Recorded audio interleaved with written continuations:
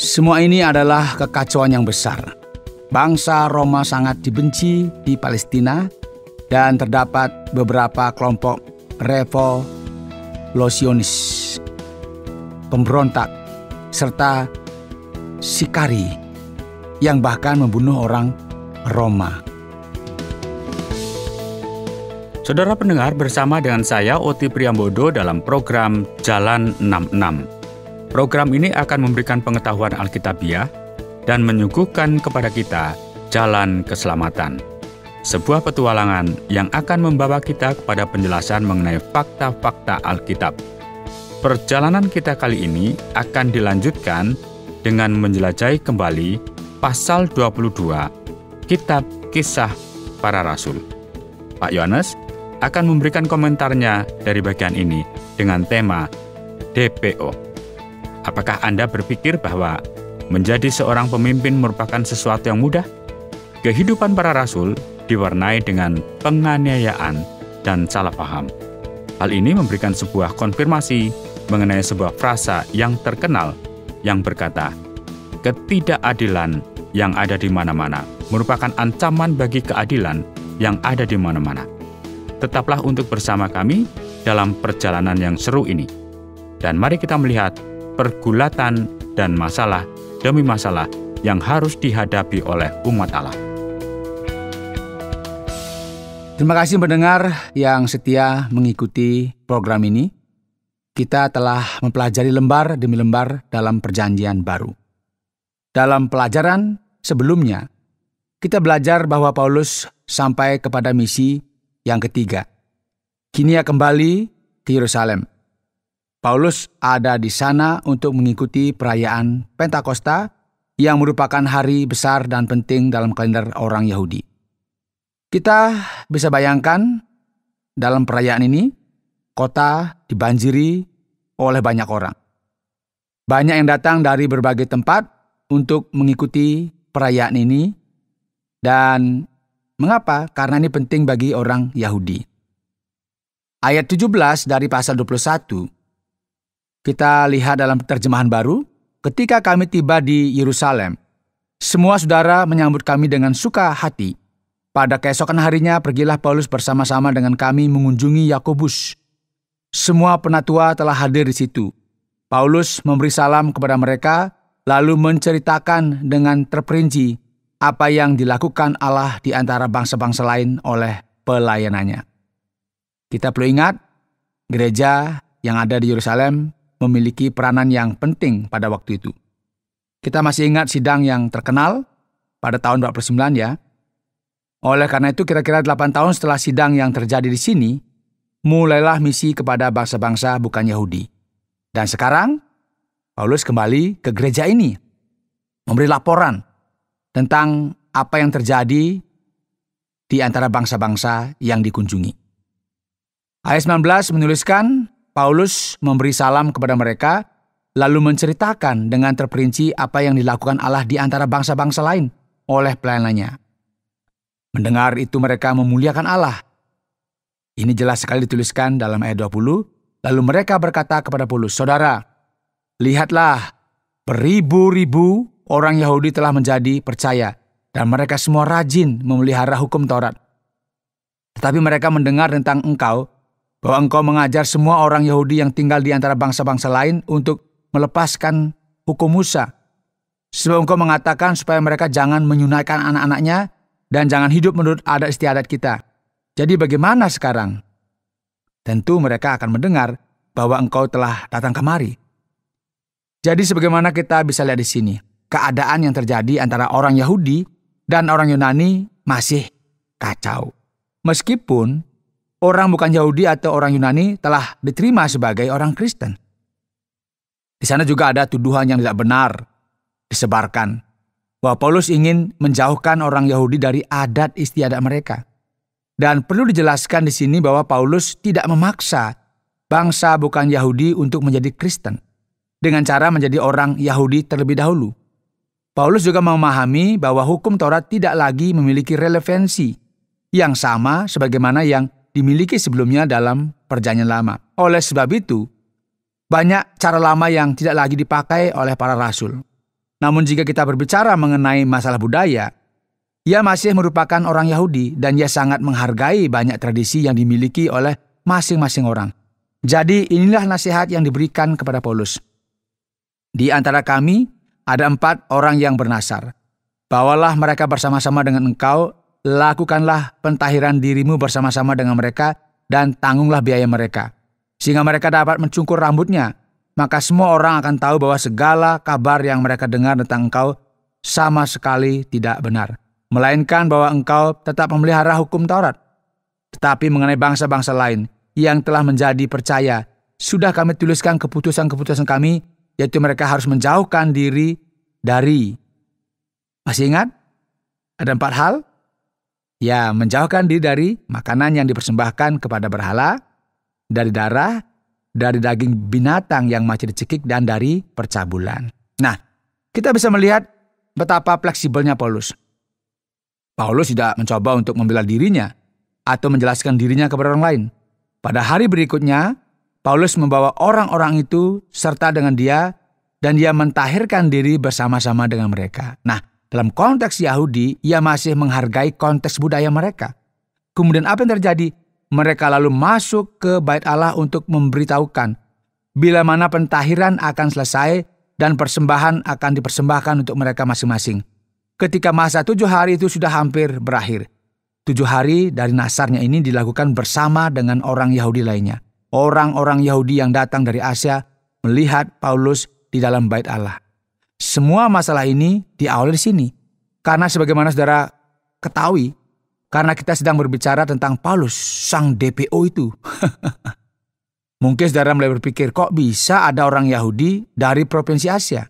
Yang terjadi di sini adalah karena Paulus ada di Yerusalem pada hari raya Pentakosta. Orang Yahudi dari seluruh penjuru bumi ada di sana untuk menghadiri perayaan ini juga. Beberapa dari mereka mungkin datang dari Efesus dan mereka kenal dengan Paulus. Jadi ketika mereka melihat Paulus di dalam bait Allah, mereka mulai menghasut orang banyak tersebut dan menangkap dia sambil berteriak, "Hai orang-orang Israel, tolong, semua ini terjadi oleh karena kita sedang berhadapan dengan seorang DPO yang dicari-cari oleh mereka yang menganiaya Injil Tuhan Yesus Kristus."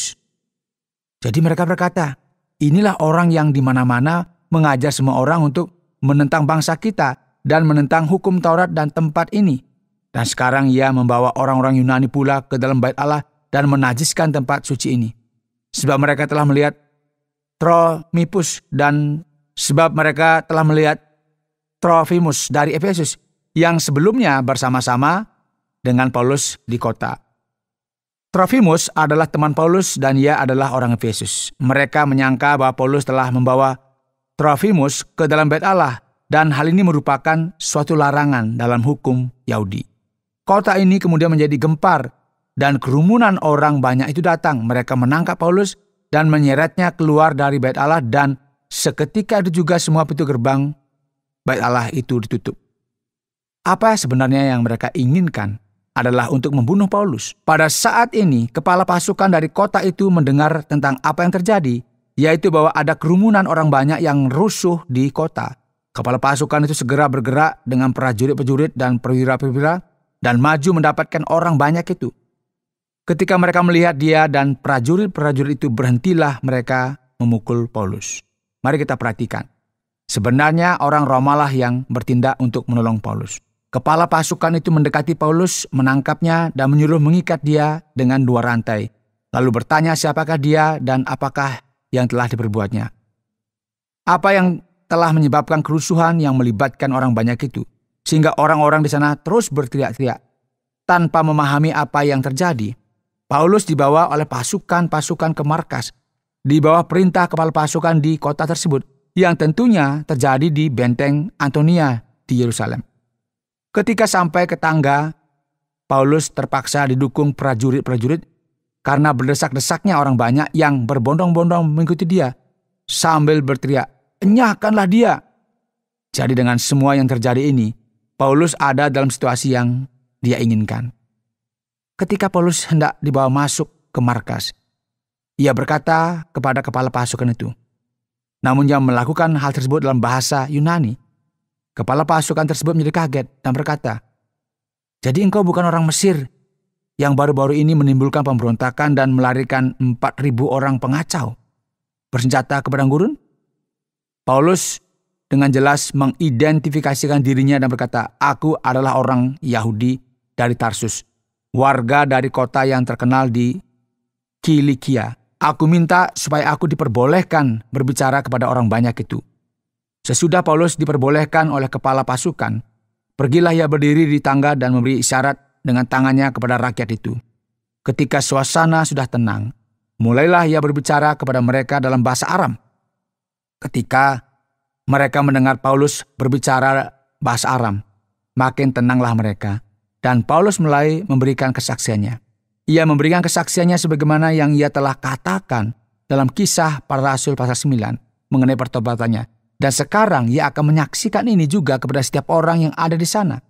Ia mengatakan kepada mereka bahwa ia adalah orang Yahudi yang dibesarkan dan dididik dengan keras dalam iman Yahudi di bawah pimpinan Gamaliel, yaitu seseorang yang sangat terkenal dan sangat dihargai di kalangan orang Yahudi. Ia menyaksikan bagaimana ia pergi kian kemari mencari dan menganiaya orang Kristen. Kemudian ia menceritakan keseluruhan cerita sampai ke Damsyik, dan ia berkata, tetapi dalam perjalananku ke sana, ketika aku sudah dekat Damsyik, yaitu waktu tengah hari, tiba-tiba memancarlah cahaya yang menyilaukan dari langit mengelilingi aku. Maka rebalah aku ke tanah, dan aku mendengar suatu suara yang berkata kepadaku, Saulus, Saulus, mengapakah engkau menganiaya aku? Jawabku, siapakah engkau Tuhan? Katanya, akulah Yesus, orang Nazaret yang kau aniaya itu. Dan mereka yang menyertai aku memang melihat cahaya itu, tetapi suara dia yang berkata kepadaku tidak mereka dengar. Paulus menceritakan kepada mereka tentang bagaimana kini mereka dianiaya, dan bagaimana kini ia menjadi seorang DPO, dan bagaimana hatinya akhirnya menemukan segala sesuatu yang ia telah idam-idamkan selama ini. Dan ia kemudian menceritakan kelanjutan cerita ini kepada mereka, dan bagaimana Allah menyatakan diri kepadanya melalui Yesus Kristus. Dan ia kemudian menjadi bertobat dan tahu bahwa Yesus adalah Mesias, Sang Juru Selamat. Ia terus memberikan kesaksiannya sampai pada ayat 21. Namun terjadilah suatu di tengah-tengah cerita itu. Paulus berkata kepada mereka, pergilah, sebab aku akan mengutus engkau jauh dari sini kepada bangsa-bangsa lain. Jadi orang banyak dari kalangan Yahudi yang masih kolot dan terkotak dalam keagamaannya pada waktu itu menjadi marah kepadanya. Rakyat mendengarkan Paulus sampai kepada perkataan itu. Tetapi sesudah itu mereka mulai berteriak, katanya, enyahkan orang ini dari muka bumi. Ia tidak layak hidup. Mereka terus berteriak sambil melemparkan jubah mereka dan menghamburkan debu ke udara. Kepala pasukan menjadi bingung karena dia tidak mengerti apa yang telah terjadi, karena Paulus berbicara dalam bahasa Aram. Kepala pasukan itu ingin tahu apa yang terjadi dengan Paulus. Oleh karena itu ia membawanya ke markas. Tetapi ketika Paulus ditelentangkan untuk disesah, berkatalah ia kepada perwira yang bertugas, bolehkah kamu menyesah seorang warga Rom, apalagi tanpa diadili? Mendengar perkataan itu, perwira itu melaporkan kepada kepala pasukan, katanya, apakah yang hendak engkau perbuat? Orang itu warga negara Rom. Maka datanglah kepala pasukan itu kepada Paulus dan berkata, katakanlah, benarkah engkau warga negara Rom? Jawab Paulus, benar. Kita perlu mengingat bahwa menjadi warga Roma memberikan beberapa keuntungan pada waktu itu. Lalu kata kepala pasukan itu, kewarganegaraan itu kubeli dengan harga yang mahal. Jawab Paulus, tetapi aku mempunyai hak itu karena kelahiranku. Maka mereka yang harus menyesah dia segera mundur. Dan kepala pasukan itu juga takut setelah ia tahu bahwa Paulus yang ia suruh ikat itu adalah orang Rom. Ya, sampai di sini dulu saya paparkan ya. Kita tahu di sini hamba Allah yang luar biasa, yaitu Paulus, dicari-cari dan menjadi DPO oleh orang banyak pada zaman dulu. Ia rela menderita, menghadapi penjara, tuduhan, bahkan kematian oleh karena ada damai dalam hatinya. Karena ia telah menemukan apa yang senantiasa dicari-cari dan diidam-idamkan oleh hatinya, yaitu Tuhan Yesus Kristus yang senantiasa ia dambakan. Anda sedang mendengarkan Jalan 66 dalam rangkaian Kitab Kisah Para Rasul pasal yang ke-22 yang telah dijelaskan oleh Pak Yohanes dengan topik DPO. Baik, sekarang mari kita beranjak pada bagian pertanyaan dalam Kisah Para Rasul pasal yang ke-22 ini, dan bagian pertama dari pasal 21. Pak Yones, Paulus ini merupakan pribadi yang mengagumkan. Sepertinya kita melihat bahwa terkadang ia memiliki sikap yang berbeda. Terkadang ia menjadi orang Yahudi, namun terkadang juga ia menentang orang Yahudi. Bagaimana kita dapat memahami akan hal ini? Beberapa bagian dalam firman Tuhan ini memang membuat kita bingung. Sebagaimana kita bisa lihat di sini sebagai contoh, Paulus bernasar dan bergabung dengan orang Yahudi lainnya pergi ke Bait Allah. Dan setelah ini ia berkata bahwa sunat tidak ada gunanya, serta mengkritik mereka yang mentaati hukum Taurat. Bagaimana kita bisa memahami sikap-sikap ini? Apa yang terjadi di sini adalah Paulus berbicara mengenai hukum Taurat yang berkaitan dengan orang bukan Yahudi. Ada beberapa elemen yang jelas dalam hukum Taurat yang termasuk di dalamnya aspek teologis dan moral. Dan hal-hal tersebut sangatlah penting. Namun pada saat yang bersamaan, ada beberapa upacara yang telah digenapi dalam Kristus. Dan upacara-upacara itu tidak perlu lagi dilakukan. Oleh sebab itu, hal-hal yang sifatnya seremonial ini ketika dituntutkan oleh orang Yahudi kepada bangsa lain, Paulus dengan jelas berkata bahwa ia tidak setuju dengan hal tersebut. Namun jika ada orang Yahudi yang melakukan upacara Yahudi layaknya orang Yahudi yang lain, ia tidak memiliki masalah dengan hal tersebut. Selama hal tersebut tidak dilakukan untuk bisa dianggap layak dan menjadi tambahan guna memperoleh keselamatan. Jadi orang Yahudi masih bisa mengikuti upacara pentahiran di Bait Allah, dan Paulus sebagai orang Yahudi secara budaya masih ikut serta dalam upacara-upacara tersebut secara normal. Bahkan Paulus meminta supaya Timotius disunatkan. Jadi kita bisa memahami bahwa Paulus tidak memiliki dua sikap yang berbeda. Namun sikapnya ini merupakan sikap yang kontekstual. Terima kasih banyak Pak Yones. Jadi sekarang ketika kita melihat perjalanan misinya yang ketiga, dalam pasal 21, apa yang masih perlu dilakukan Pak? Mari kita menganalisa semua ini. Apa yang sudah dihasilkan oleh pelayanan Paulus selama 12 tahun ini, Pak Yones? Mengejutkan sekali, Pak Oti. Karena jika kita melihat hal ini, bagaimana mungkin gereja mula-mula dalam jangka waktu yang sangat singkat di bawah arahan Paulus telah memberitakan Injil di berbagai tempat. Kita perlu mengingat bahwa Injil telah sampai di Syria. Dari tempat ini Paulus pergi dalam misinya untuk memberitakan Injil, dan gereja yang ada di sana pada dasarnya memberikan sponsor dalam perjalanan misi ini. Jadi Paulus berangkat dan mengalami hidup yang cukup sulit setelah ini. Karena sebagai contoh mereka memiliki asisten yang pergi bersama-sama dengan mereka, yaitu masih ingat? Betul. Yohanes Markus. Mereka biasanya pergi berdua-dua. Karena ketika satu orang memberitakan Injil, satunya lagi menyiapkan makanan. Dan Paulus sendiri. Dalam beberapa situasi bekerja sebagai pembuat tenda, dan ini adalah profesinya yang ia sukai. Dengan bimbingan Allah, ia memberitakan Injil ke Pulau Siprus, dan ia memberitakan Injil sampai di seluruh daerah yang kini kita kenal dengan Turki di Asia Kecil, di daerah Liakonia. Kemudian ia akan pergi ke pesisir dekat dengan pantai dan menyusuri Yunani. Di sana ia juga memberitakan Injil. Ia juga memberitakan Injil di Makedonia, Akaya, dan seluruh Yunani sampai ke Efesus, dan akhirnya ia kembali ke gereja yang telah mengutusnya dalam misi ini.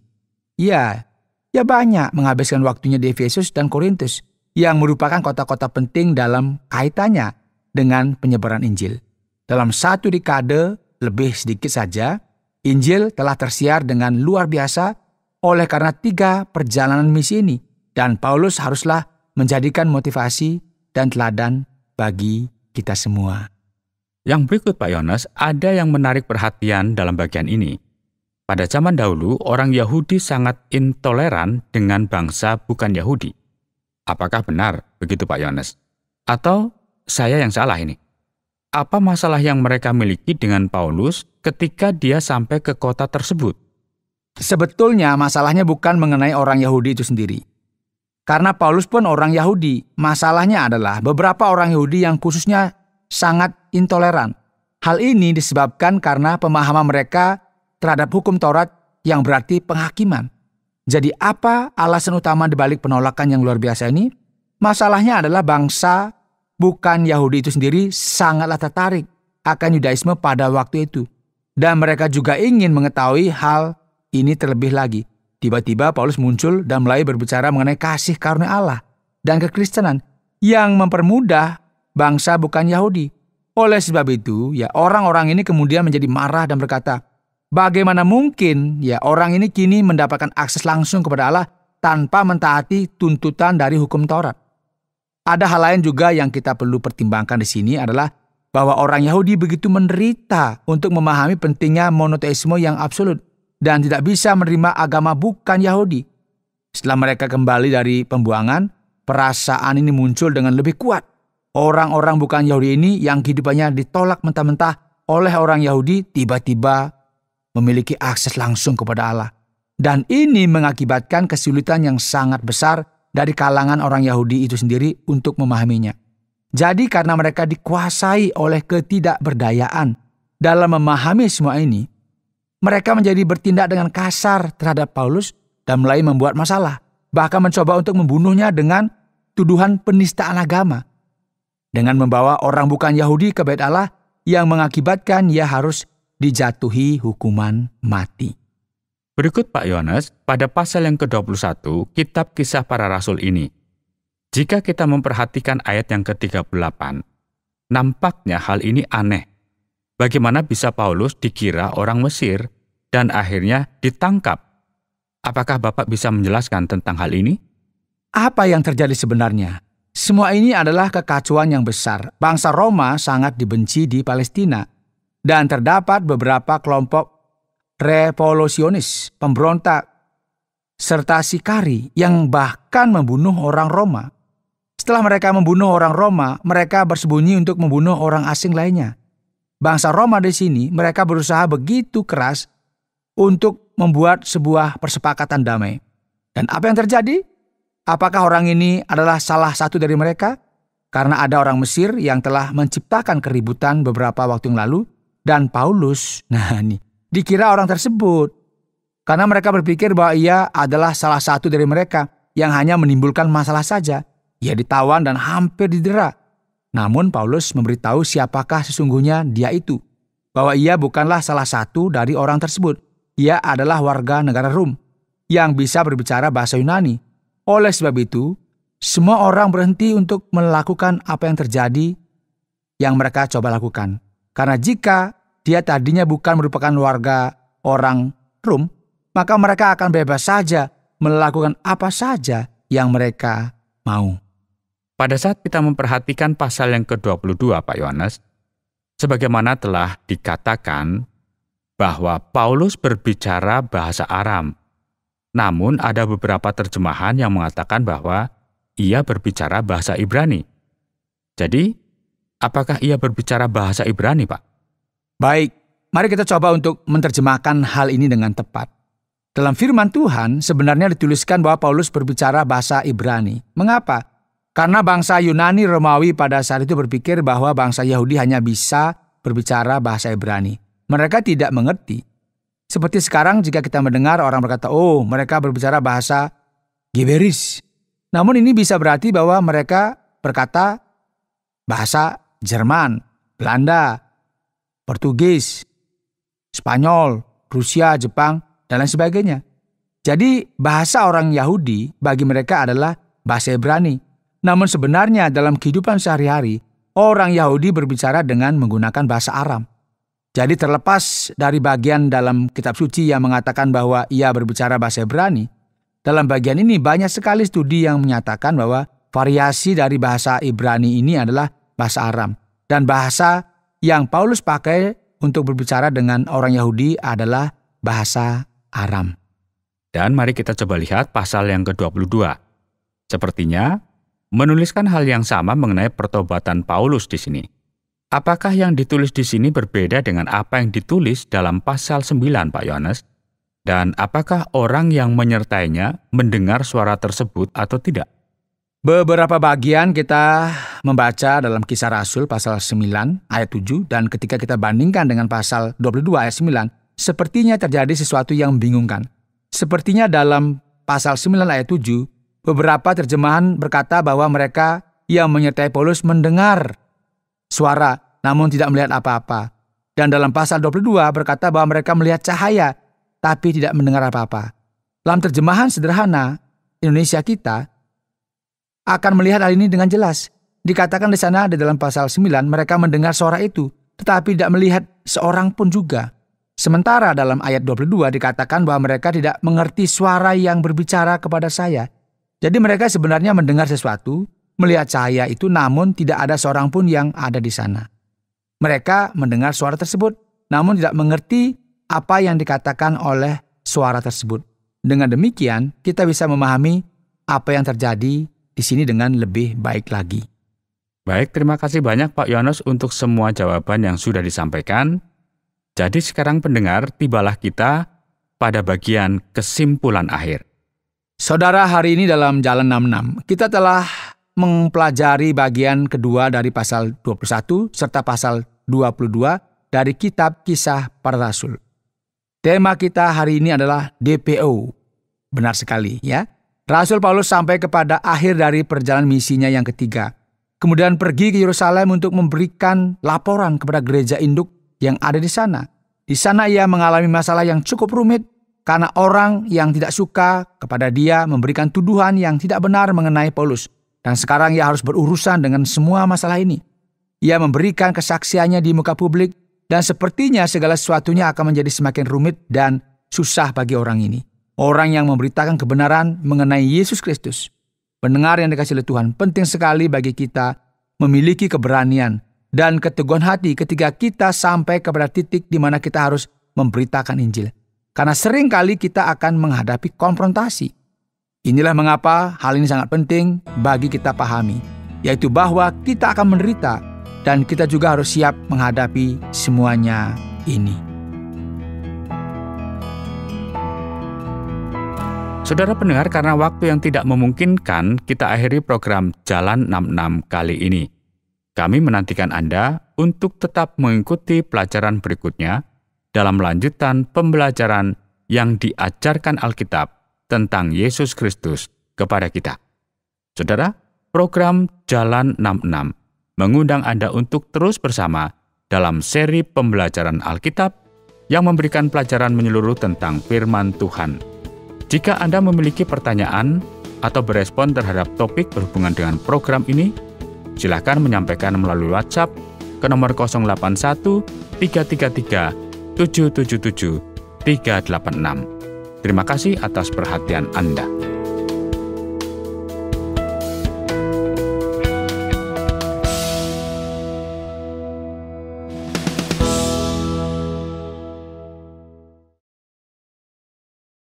Terima kasih Anda sudah mengikuti program kami. Jika Anda diberkati, jangan lupa like, komen, dan share supaya Anda tidak ketinggalan setiap program terbaru kami. Jangan lupa juga untuk subscribe channelnya dan nyalakan loncengnya. Jika Anda ingin mendukung pelayanan kami, bisa melalui rekening kami berikut ini atau menghubungi kami di sini.